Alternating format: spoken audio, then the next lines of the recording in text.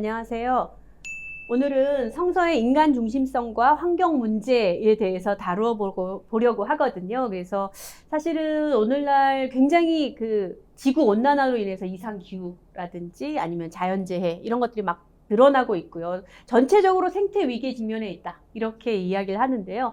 기독교에서 생각하는 인간은 사실은 하나님 만드신 피조물 중에 가장 최고 정점에 있기 때문에 자연을 정복해라, 자연을 다스려라 이런 이제 사명을 받았다고 이해하고 있잖아요. 그래서 그동안에 자연을 개발하고 이용하고 훼손까지 이렇게 했는데 성서는 이렇게 이해하는 게 맞을까요?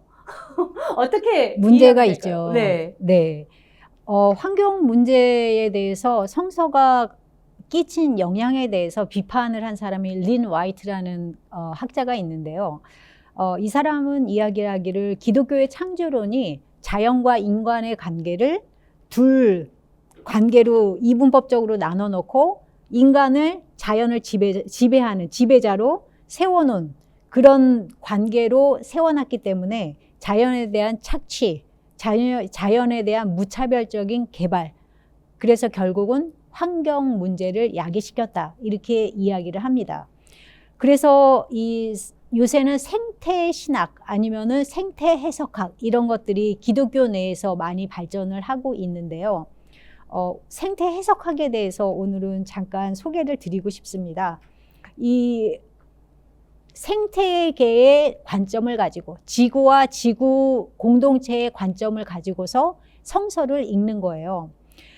스바냐서를 예를 들자면은 스바냐서의 중심 메시지는 야훼의 날이거든요. 근데 야훼의 날은 그 지구 멸망의 날입니다. 근데 지구가 왜 멸망을 하느냐? 인간의 죄 때문에 멸망을 해요. 그러니까 이거는 인간의 죄 때문에 지구가 멸망한다는 것은 인간을 너무 중요하게 판단을 한 거죠. 지구 자체의 중요성을 제대로 인정을 하지 않은 그런 종말론적인 시나리오라고 그럴까요? 그렇게 이야기를 할 수가 있겠어요. 그리고 이 스바냐서에서 그리는 그 야훼의 날은 이방 나라들에 대한 그 멸망을 묘사할 때에 이방 나라들을 사람들은 다 죽어서 없어지고 그 있는 자리가 황폐해지고 그 자리를 뭐 승냥이, 올빼미, 타조 이런 것들이 가득 채우고 그 다음에 거기에 가시나무 뭐 이런 것들이 자라나고 사막화되고 이런 걸 이야기를 합니다. 그러니까 이 황폐함을 묘사하는 데 있어서 문명과 자연이 대립이 되고 인간과 자연이 대립되는 관계 이런 대립 관계로 이야기를 하고 있어요. 생산성과 비생산성, 생산성과 맞죠. 황폐함. 예, 네. 그래서 이 자연을 그러니까 축복받은 자연의 상태는 뭐냐면 인간을 위해서 계속적으로 열매를 맺고 기름진 상태. 그런데 저주받은 상태, 멸망받은 상태, 징계받은 상태는 황폐해지고 열매 맺지 못하는. 그런데 과연 사막이나 황무지에 열매가 없을까? 그렇지 않거든요. 그 속에는 사막의 생태계가 있거든요. 광야에서 자란 생태계. 그러니까 이 광야라고 우리가 이야기하고 가시나무라고 이야기하고 또 인간이 먹지 못하는 생물들이에요. 그 예언자가 이야기하는 것들은. 근데 이런 것들을 멸망의 상징으로 이렇게 다 끌어다 썼을 때는 결국은 인간 중심으로 자연을 평가하는 실용주의적인 평가, 이것을 거기다 대입을 하고 있다는 거죠.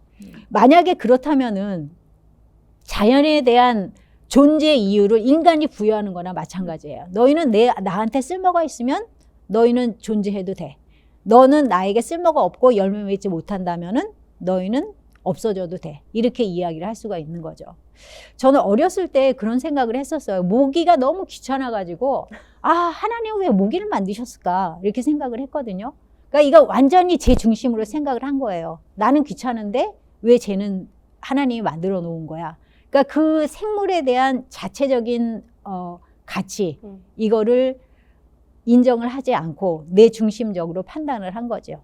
근데 이렇게 될 때에 생물 다양성이 사라질 수 있다는 거예요. 인간에게 가치 없는 것은 다 없애버리고 인간에게 실용적인 것으로 다 바꾸고 갈아엎고 이런 거. 그렇게 되는 그 단계가 이 예언서의 야훼의 날의 이 상징 속에 담겨 있다는 것, 이것을 지적을 하고 싶어요. 그래서 우리 인간이 자연의 위에 있는 게 아니라 자연의 하나의 지구 생명망, 거미줄처럼 이렇게 얽혀 있는 지구 생명망 속에 한 줄, 이 역할을 감당하고 있고, 우리는 함께 얽혀서 그 생명을 유지해야 된다는 그런 것을 이 성경을 읽으면서 그런 관점을 함께 도입해서 읽었으면 좋겠다고 생각을 합니다. 지금 임 박사님이 인용하신 생태 비평, 생태 해석학이 2000년 어간에 2000년 전에도 사실 린 화이트가 그런 논문 쓴 후에 성사학자들은 그걸 좀 방어적으로 대했잖아요. 그래서 땅을 정복하라, 다스려라, 이 말이 너무 폐해가 컸다라고 린 화이트가 주장하니까 아니다, 그냥 청지기처럼 돌보라는 뜻이다라고 이렇게 약간 중화시키려고 했거든요. 근데 그러한 것조차도 인간 중심적 성서 해석이다라고. 청직이라는 것이 청직이라는 말 결국은 자체가 인간이 위에 매니지할 거죠. 수 있다, 그쵸? 이런 거죠. 그래서 그 해석조차도 인간 중심적이라는 지적을 하고 나온 게 바로 지금 새로운 생태 비평이에요. 2000년 어간에. 그래서 헤이블? 노먼 헤이블이라는 헤이블. 호주 학자 그 팀이, 성서학자 팀이 개발한 성서 비평이잖아요. 지금 미국 성서학회 분과로 들어가 있죠. 거기에서 말하는 건 세상 모든 존재하는 것들이 우리 친척인 거예요. 바위, 까치, 고양이 다 내 친척이고 등가를 다 각각 고유의 목적을 갖고 있다는 거잖아요. 그래서 솔직히 창세기 1장 28절 그거는 구제불능이다.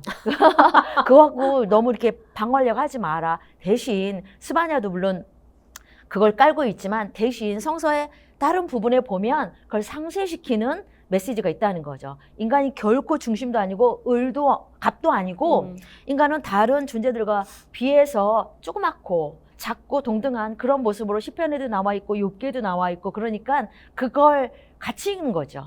그 상호 본문으로도 읽고 이걸 더 부각시키기도 하고, 그래서 그러한 생태 비평을 우리가 교회에서도 우리 삶 사이에서도 이제 퍼뜨릴 필요가 있다는 거죠.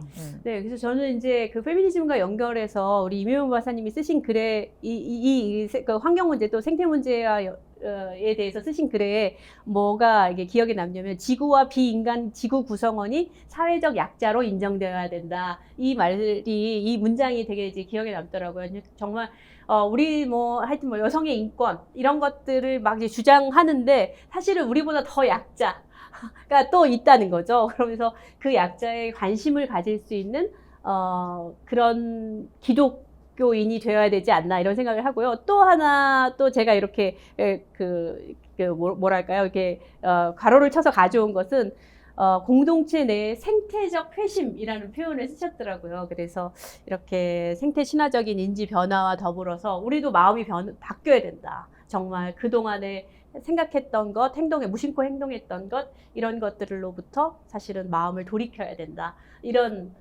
의미로 받아들였고요. 네, 이렇게 그러니까 자연과 인간의 관계에 대해서도 또한 생각을 해볼 수 있는 그런 좋은 기회였는데요.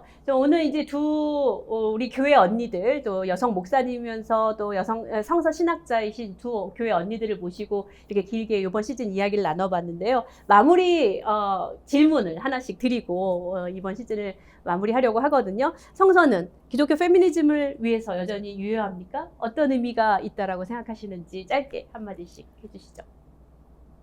기독교에서 성서를 빼놓고서 말할 수가 없죠. 그래서 성서는 여전히 기독교 페미니즘을 위해서 유효하다. 그러나 우리는 여러 가지 렌즈를 가지고 그 성서를 뜯어봐야 된다. 기존에 있었던 해석들, 이런 것의 권위를 무조건적으로 수용하는 게 아니라 권위를 다시 한번 뜯어보고 내가 왜 이것을 받아들여야 되는지, 그러니까 자연스러운 것을 자연스럽지 않게, 당연한 것을 당연하지 않게, 이렇게 질문을 제기할 수 있었으면 좋겠어요. 네, 이 고민을, 그러니까 제 이물결 페미니스트 학자들도 많이 했죠. 그래서 메리 데일리 같은 사람을 아예 성서를 구제불능이라고 해서 던지고 나갔고, 필립 슈리브나 이런 사람들은 이제 수정주의자라고 할까요? 쓸모 있는 것도 줄이거나 재해석을 하거나 해서 사용하려고 해. 그래서 분파들이 여러 있잖아요. 글쎄, 저는 모든 접근들이 다 나름의 그 이유와 목적이 있다고 보는데요. 일단 교인의 상당수를 차지하는 우리 여성들한테 성서는 항상 힘이 될 수 있고 소망을 줄 수 있다고 봐요. 무엇보다도 우리가 하나님의 사랑이 있고 예수 그리스도의 사랑을 말하는 거기 때문에 그 여기 사이사이에 이해가 안 되는 초자연적인 이야기라든가 얼토당토 않는 여성을 비하하거나 폭력적인 본문들이 성경에 있지만 그 틈새로 새어나는 빛나는 일관성 있는 빛이 바로 하나님의 사랑, 예수 그리스도의 사랑이기 때문에 앞으로 뭐 AI가 나오고 무슨 5만 가지 일이 등장한다 하더라도 항상 이 사랑의 메시지는 영원할 거라고 보기 때문에 저는 성서에서 그걸 찾을 수 있는 사람은 항상 구원도 가져갈 거라고 봅니다. 네, 두 언니들 정말 오늘 나와주셔서 그리고 이제 이 시즌을 함께 해주셔서 너무 감사를 드리고요. 다음에도 또 우리 성서에 대해서 깊이 또 같이 공부하고 싶은 그런 욕심이 저는 드는데요. 네, 오늘 정말 두 언니들 감사드리고 또 다음에 또 다시 만날 것을 약속드리면서 오늘은 여기까지 하겠습니다. 고맙습니다. 교회 언니 페미토크. 좋아요, 구독.